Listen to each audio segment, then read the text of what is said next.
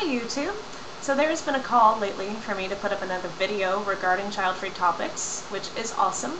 And also, by the way, speaking of awesome, 68 subscribers. For me, that's incredible, and so I just want to thank you guys real quick for that.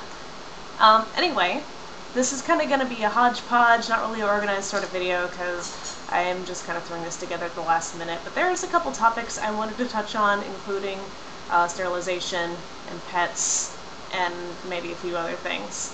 So let's get started. First up, sterilization, which is something I am actively working towards. I actually had a consultation with Planned Parenthood in May about the e-share process, because I felt that that was probably the best one to go for. No surgery, no downtime. You get a confirmation test, which is pretty awesome. Yeah, there's going to be some pain and discomfort, but no matter which option I choose, there's going to be pain and discomfort with it. But that's just kind of part of the deal. So, there was good news, and then there was some really bad news, which made me not go through with it. Good news was that Planned Parenthood would cover it entirely, no questions asked, no bingos about the fact that I didn't have kids already, no bingos about my age, or questioning if I was going to change my mind. So that was awesome. But then, right before I was going to sign some paperwork, affirming that I realized that this was a fully permanent process and there was no going back, which is totally fine with me, they said, so hey, just so you know, once you're sterilized, you can't be covered here for any more pap smears or STI screenings or any routine reproductive health care. And I have to say, for a split second, I was kind of pissed off at the health practitioner, even though it wasn't really her fault, you know, don't shoot the messenger. But it still kind of pisses me off to this day. And just because I'm no longer able to produce a child, somehow that makes me unable to get any kind of reproductive health care, even though everything is pretty much the same with the exception of a couple coils in the fallopian tubes. Well, thank you, State of California, so much for that. And meh. But I did just recently pick up student health insurance, which is required by my college to get, so I don't know, I might look into this route again, just on the fact that my student health insurance will cover the routine reproductive health care stuff, but it's only as long as I'm a student, and that's only for the next year, year and a half or so. So I'm getting distracted by my cats. So I'm trying to figure out if I should go ahead and go through with that and just plan on picking up my own health insurance once I'm off the student insurance, or what. So I have all that to figure out still. So the next part is pets, which you can obviously see in the background too of my cats. They're having a little battle right there. A lot of people, surprisingly, a lot of people ask me if pets kind of fill the void of not having kids, to which I get a little bit offended, but I can kind of also understand where the question comes from. The truth is, no, they don't. Pets and kids are completely separate entities. They have completely different sets of needs, and they have completely different sets of behaviors. So, no. Anybody who knows me, and knows me well, will tell you that one of my life goals has always been to surround myself with animals. Like, growing up, I knew that I wanted a zoo in my house. And right now I kind of do, which is pretty freaking amazing for me. Like, can you see how happy that makes me? I'm living my dream right now of having a zoo of animals in my house. So, no, it doesn't fill any void. It's just fulfilling a lifelong dream. Some people's lifelong dream is to have a child. In which case, good for you. Go for it if you're able to, and you have the finances, and you have the everything set out and planned and ready. Go for it. That's not my dream. My dream is animals. And a lot of people, I think, can relate with that. So, currently, I own 3 cats. I foster 2 dogs through a Labrador rescue, and I have, 3 aquariums.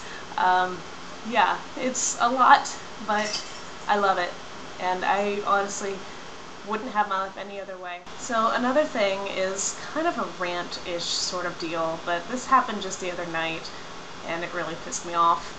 I was at PetSmart making a run for dog food, and I stopped and looked at the betas. They were on an end cap of an aisle, and the whole time there's children screaming in the store, which is nothing new for PetSmart. But in particular, there were these 3 little kids, all probably under the age of 4 or 5, running around the place like it was their damn playground and screaming their heads off. And every now and again I would catch, I don't know if it was mom or who it was, but obviously the person who was supposed to be watching over them, kind of following behind on the, like leaning over on the cart, and she just looked just so tired. And I felt kind of bad for her, that she'd just be following along going shh, as if that was really gonna do anything. So it was kind of impossible to ignore, but you know, you just grit your teeth and you get through it, right? Not until one of them turns the corner of the aisle and smacks right into you, while I'm holding a beta in a container like this. Ooh, hi beta, how you doing? Ooh, you're cool, you look cool. I could have dropped that beta, I could have killed it, and that would have sucked. You know how terrible I would have felt? But I didn't. I kind of wallowed a little bit because this kid is not very big, and, you know, he's the one who fell on his ass and probably started wailing. And then mom or whoever comes running up and scoops him up and then starts kind of yelling at me. And I'm thinking, I'm not the one letting him go around unsupervised. You're the one who's supposed to be watching him.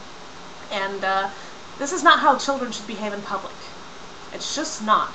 And I don't get why none of them are being taught how to, sorry, not none, that's too much for generalization. Most of them are not being taught how to act in public. You see it everywhere you go. You know, these kids treat their entire environments like they're in a playground, and it's really not their fault. We don't know any better. You know, I just don't get it, because when I was a kid, my mother would take my sister and I out in public, and before we even got out of the car, she would always remind us to be on our best behavior. Best behavior, ladies, is what she would say. And for some reason, don't know why, that's all we needed. You know, we were good. I don't know how my mom did it. I don't know if it was magic, witchcraft, as something. Some magic wisdom needs to be passed down to mostly the other parents out there. I think the reason is because we actually had expectations set for us. And people don't seem to want to do that for their kids anymore. They don't seem to want to impose these limits on them because, oh, it might damage their self-esteem, or man, they just can't express themselves if I'm trying to limit them all the time. So, sorry this was kind of random and kind of not well organized. I just kind of decided to throw this together on a whim, mostly taking a break from one of my computer classes because I'm banging my head against the desk trying to figure it out, but that's another story. So, thank you guys so much for watching. Every subscription and like and positive comment, it helps a lot, and you guys are the best. So, take care, and if there's anything else that you want me to describe in a later video, just send me a message or leave a comment down there, and I will read it. Promise. Oh, my cats are playing in the background. Isn't that awesome? Ah, that's cute. So no cutting, no cutting, no cutting. Minky, what are you doing? You crazy ass. Why are you licking your stuff all over? Ooh, it's changing colors because the sun is setting. We're gonna edit that one.